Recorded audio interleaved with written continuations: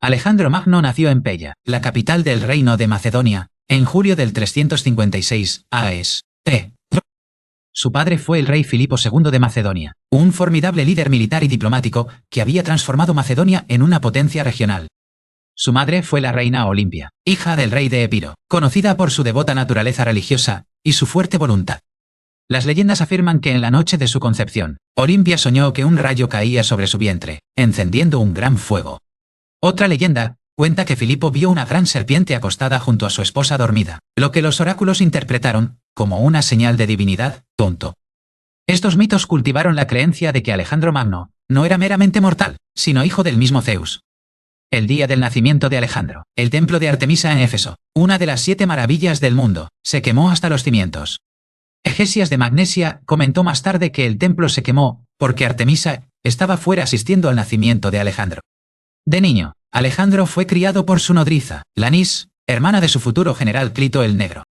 Más tarde, fue instruido por el estricto Leonidas de Epiro, un pariente de su madre, quien le inculcó un sentido de la disciplina. Leonidas inspeccionaba la cama de Alejandro para asegurarse de que su madre no le hubiera escondido lujos ni aperitivos. A la edad de 13 años, Filipo decidió que su hijo requería un nivel superior de educación, y buscó al filósofo más grande de la época Pantor. Filipo contrató a Aristóteles, quien viajó a Macedonia para enseñar al joven príncipe en el Ninfeo de Mieza. Bajo la tutela de Aristóteles, Alejandro Magno desarrolló una pasión por la medicina, la filosofía, la moral, la religión, la lógica y el arte. Aristóteles le dio a Alejandro una copia de la Ilíada de Homero, que él atesoró y guardó bajo su almohada junto a una daga. Alejandro comenzó a identificarse con Aquiles, el gran héroe de la guerra de Troya, esforzándose por emular su gloria. Durante su juventud, un tratante de caballos llevó a Filipo un magnífico caballo negro llamado Bucéfalo, ofreciéndolo por un alto precio. El caballo era salvaje y manejable, encabritándose y negándose a que nadie lo montara. Filipo estaba a punto de rechazar el caballo cuando Alejandro intervino, afirmando que podía domar a la bestia. Alejandro notó que el caballo tenía miedo de su propia sombra y giró a Bucéfalo hacia el sol. Una vez que la sombra quedó detrás de él, el caballo se calmó y Alejandro lo montó con éxito. Filipo, emocionado hasta las lágrimas, le dijo a su hijo: «Oh hijo mío, busca un reino igual y digno de ti, porque Macedonia es demasiado pequeña para ti». No entiendo. Bucéfalo se convirtió en el fiel compañero de Alejandro, llevándolo a casi todas las grandes batallas hasta la muerte del caballo en la India. A los 16 años, mientras Filipo estaba fuera librando la guerra contra Bizancio, Alejandro quedó como regente de Macedonia. Durante este tiempo, la tribu tracia de los Maedos se sublevó contra el dominio macedonio. Alejandro respondió rápidamente, expulsando a los Maedos de su territorio y aplastando la revuelta. Colonizó la zona con griegos y fundó una ciudad llamada Alejandrópolis, imitando la Filipópolis de su padre. Las relaciones entre Alejandro y Filipo se agriaron cuando Filipo se casó con Cleopatra Eurídice, una noble mujer macedonia. Durante el banquete de bodas, el tío de Cleopatra, Atalo, hizo un brindis rezando por un heredero legítimo al trono, insultando la herencia de Alejandro. Alejandro le arrojó su copa a Atalo, gritando: ¿Qué soy entonces? ¿Un bastardo? Filipo desenvainó su espada para golpear a Alejandro, pero, borracho, tropezó y cayó. Alejandro se burló de él, diciendo: «Aquí está el hombre que se preparaba para cruzar de Europa a Asia, y que ni siquiera puede cruzar de una mesa a otra sin perder el equilibrio». Después de este incidente, Alejandro huyó de Macedonia con su madre Olimpia, llevándola a Epiro. Aunque finalmente se reconciliaron, la tensión se mantuvo hasta el asesinato de Filipo en el 336 a.C. Filipo fue asesinado por su guardaespaldas Pausanias durante la boda de su hija Cleopatra en Egas. Alejandro fue proclamado rey por los nobles y el ejército a la edad de 20 años. Inmediatamente se movió para consolidar su poder, eliminando a los posibles rivales al trono. Las noticias de la muerte de Filipo hicieron que muchos estados, incluidos Tebas, Atenas y Tesalia, se rebelaran contra la hegemonía macedonia. Alejandro actuó con la velocidad del rayo, marchando hacia el sur con 3000 jinetes macedonios.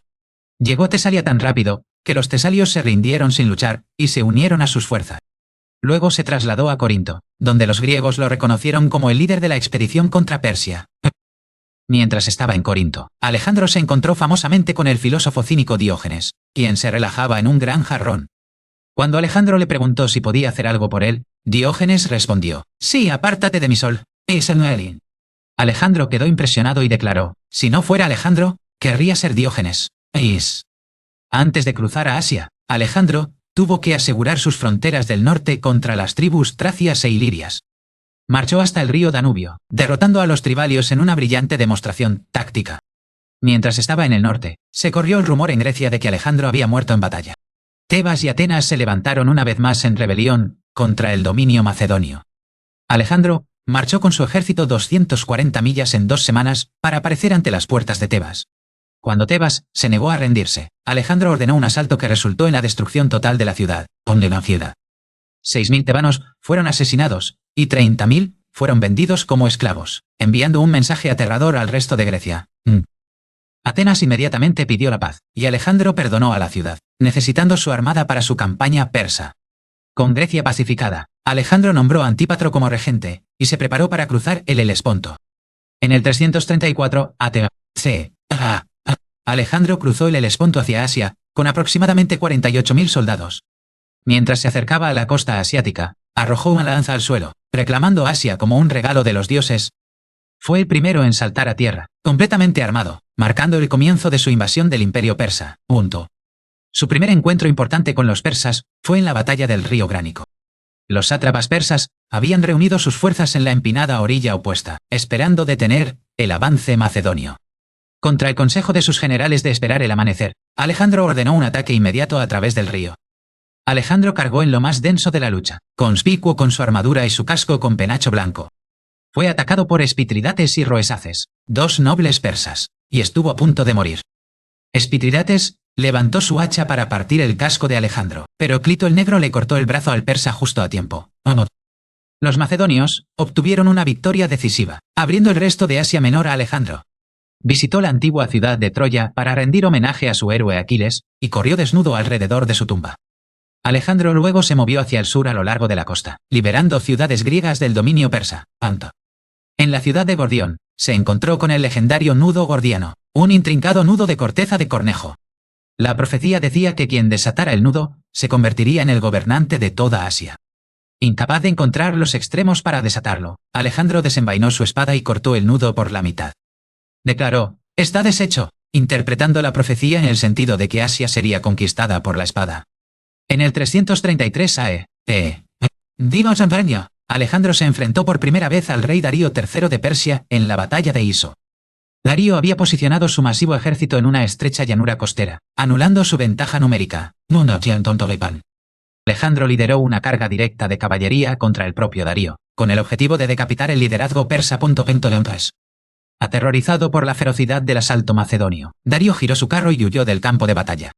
El ejército persa se derrumbó y Alejandro capturó el campamento de Darío, incluyendo a su esposa, madre e hijos.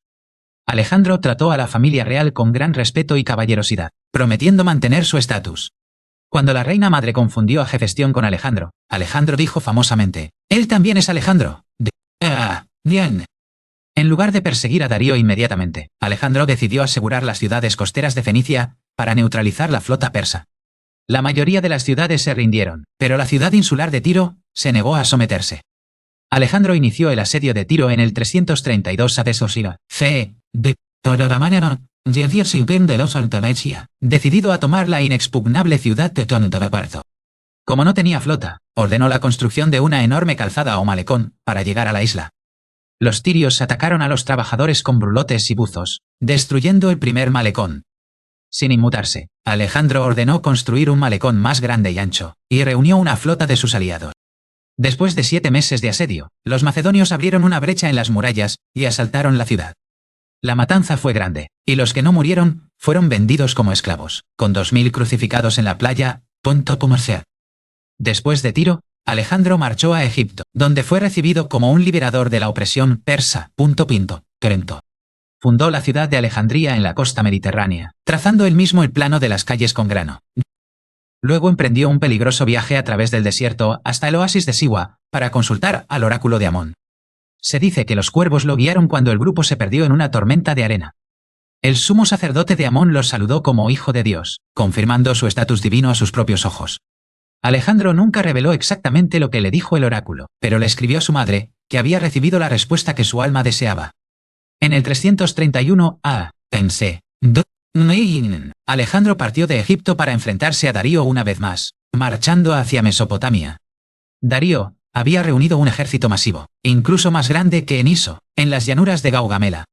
Los persas despejaron el terreno para facilitar sus carros de guerra con guadañas, esperando aplastar la falange macedonia. La noche anterior a la batalla, Alejandro durmió profundamente, sorprendiendo a sus generales que estaban ansiosos. Cuando Parmenión lo despertó, preguntando cómo podía dormir, Alejandro respondió que la victoria ya estaba ganada. La batalla de Gaugamela comenzó con la carga de los carros persas con guadañas. Los macedonios abrieron sus filas, dejando que los carros pasaran inofensivamente, para ser tratados por la retaguardia. Alejandro empleó una formación en cuña, desviándose hacia la derecha para alejar el centro persa de su posición. Al divisar una brecha en la línea persa, Alejandro giró su cuña hacia adentro, y cargó directamente contra Darío. Una vez más, Darío perdió los nervios y huyó, lo que llevó al colapso total del ejército persa. Alejandro era ahora el rey indiscutible de Asia, habiendo destruido la principal resistencia persa. Marchó a Babilonia, la gran ciudad, que se le rindió sin luchar. Ordenó la restauración del Esagila, el templo de Marduk, ganándose el favor del sacerdocio local. Desde Babilonia, se trasladó a Susa, capturando el inmenso tesoro real de los reyes persas. Luego, se abrió paso a través de las puertas persas, un estrecho paso de montaña defendido por ariobarzanes. Después de abrirse paso, llegó a Persépolis, la capital ceremonial del imperio persa. En Persépolis, durante una borrachera, la cortesana Tai sugirió quemar el palacio para vengar el incendio de Atenas por Jerje. Alejandro y sus compañeros tomaron antorchas y prendieron fuego al magnífico palacio de Persépolis. El fuego consumió las bibliotecas, tapices y maravillas arquitectónicas del mundo antiguo. A la mañana siguiente, Alejandro lamentó el acto, pero la destrucción era irreversible. Reanudó la persecución de Darío, quien había huido a Ecbatana, y luego hacia Bactriana. Sin embargo, Darío fue traicionado y arrestado por su propio sátrapa. Besos. Alejandro encontró a Darío muriendo en un carro, apuñalado por los conspiradores que habían huido. Alejandro cubrió a Darío con su propia capa, y prometió castigar a sus asesinos. Envió el cuerpo de Darío de regreso a Persépolis para ser enterrado con todos los honores reales. Alejandro ahora se consideraba el legítimo sucesor del trono aqueménida. Comenzó a adoptar costumbres persas, como usar el diadema y requerir la prosquinesis, inclinación ritual. Esto causó una gran tensión con sus veteranos macedonios, quienes lo vieron como si se volviera como el enemigo derrotado.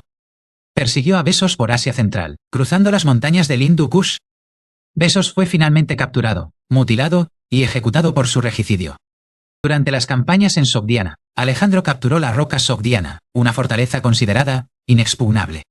Allí conoció a Roxana, hija de un jefe local, y se enamoró de ella. Se casó con Roxana en una ceremonia tradicional, uniendo simbólicamente Oriente y Occidente. Las tensiones en el ejército aumentaron cuando Filotas, hijo de Parmenión, no informó de un complot contra la vida de Alejandro. Filotas fue ejecutado, y Alejandro envió asesinos a Ecbatana para matar al leal y viejo general Parmenión, para evitar la venganza. Más tarde, en un ataque de ira borracho en Maracanda, Alejandro mató a su salvador Clito el Negro con una lanza. Alejandro fue inmediatamente invadido por el dolor, e intentó suicidarse, pero fue refrenado por sus guardias. En el 327 a.C. Alejandro volvió sus ojos hacia la India, una tierra de misterio e inmensa riqueza. Cruzó el río Indo y avanzó hacia la región del Punjab. El rey Poros de Paurava lo esperaba en el río Hidaspes con un ejército masivo y elefantes de guerra. La batalla del Hidaspes fue la última gran batalla de Alejandro y una de las más difíciles. Los caballos macedonios estaban aterrorizados por los elefantes, lo que dificultaba las cargas de caballería. Alejandro usó una finta para cruzar el río aguas arriba, durante una noche tormentosa para flanquear a Poros. La falange tuvo que luchar contra los elefantes, cortándoles las trompas y los tendones de la corva. A pesar de enfrentarse a elefantes, la brillantez táctica de Alejandro aseguró la victoria. Impresionado por la valentía de Poros, Alejandro le preguntó cómo quería ser tratado. Poros respondió, «Trátame como a un rey», y Alejandro lo restauró en su trono como vasallo. Fue después de esta batalla cuando murió el amado caballo de Alejandro, Bucéfalo. Fundó una ciudad llamada Bucéfala en honor a su caballo. Alejandro deseaba marchar más al este hasta el Ganges y los confines de la tierra.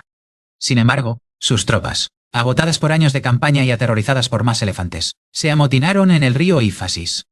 Suplicaron a Alejandro que regresara a casa para ver a sus familias. Alejandro se quedó de mal humor en su tienda durante 3 días, esperando que cambiaran de opinión. Finalmente, cedió y declaró que regresarían, lo que provocó que el ejército vitoreara salvajemente. Construyó 12 enormes altares a los dioses olímpicos para marcar el límite más oriental de su imperio.